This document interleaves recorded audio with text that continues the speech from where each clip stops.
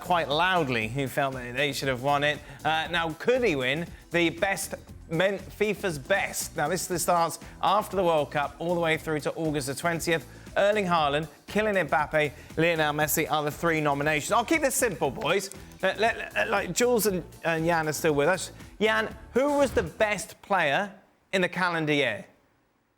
Erling Haaland. Definitely. Are you going to say any more, or is that's just it? No, no. You asked for a sharp question, you'll get a sharp answer.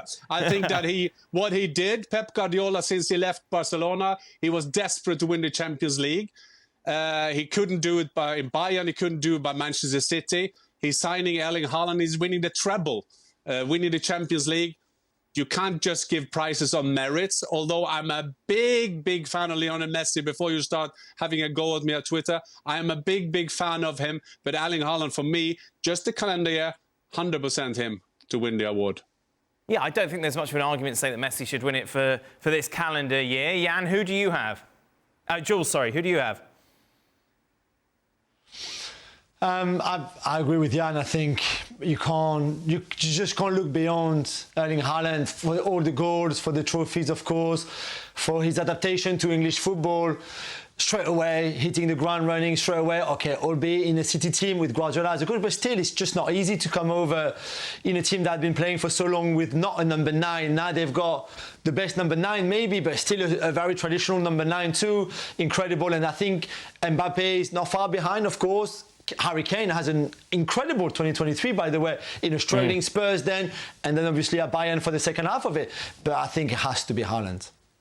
Mr. Hislop? Yeah, I'm in total. Yeah. I'm not sure how we look much further than Erling Haaland. For this award during the calendar year, yes, it's got to be Haaland. OK, we saw a number of big names, of course, hang up their boots and retire this season.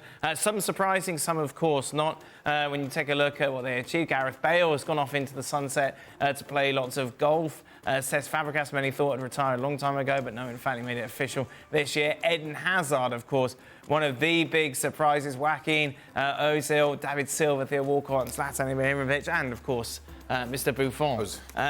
For you, Shaka. I suppose when you take a look at that list, Jules, Eden Hazard is the one that kind of hits you the hardest because of the way that since that move from Chelsea to Real Madrid, he has just completely bottomed out. Yeah, you're right. The youngest one as well of the list, by the way, at 32 years old.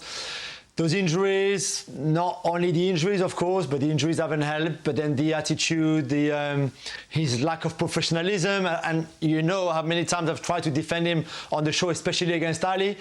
But then there's a point where you say, okay, man, we can't help yourself. We can't help you anymore because you're not helping yourself. And I think it's a real shame for someone so talented, so genius in many ways, to have come to the club of his dream, because he dreamed of playing for Real Madrid, and in the end that was the biggest nightmare that he will ever have. So it's sad, and others have finished much later, much older. I mean, Kylian was so close to finishing on such a high note by winning the MLS Cup. But if you look at it, most of them really left and finished without winning anything on their last game, for example. They even have nothing to play on their last game, which, in a way, after those great careers that they all had pretty much, is still a little bit sad.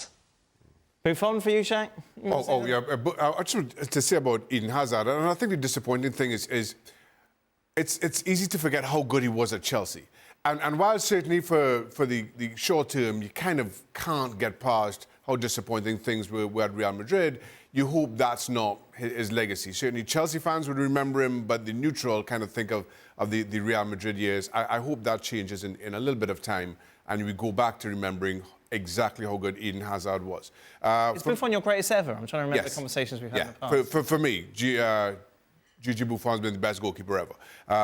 And to see him, again, admit that he's human and that career has to come to an end, it's a sad day for us in the Goalkeepers Union. Jan, anyone else you'd like to talk about on the list? Gareth Bale. Even you now, when you started to talk about his golf, if you have a look at the career of Gareth Bale, he had a fantastic career. You can say he's one of the best British players ever. when you see what he's done, the goals he've scored. Welsh legend, what he did with Wales as their captain, as their everything. He's the biggest Welsh heroes is Tom Jones or Richard Burton. He's up there. He is a great, great legend. So Gareth Bale, I think there will be a time that we will forget about his golf and see what he did for Real Madrid and for his national team. Meanwhile, not only in the men's game we saw some big retirements, but of course in the women's game as well. In the US, Megan Rapinoe, Julie Ertz, Ali Krieger as well. Now for a lot more of reflections on their career and their contribution to US soccer, both on and off the pitch.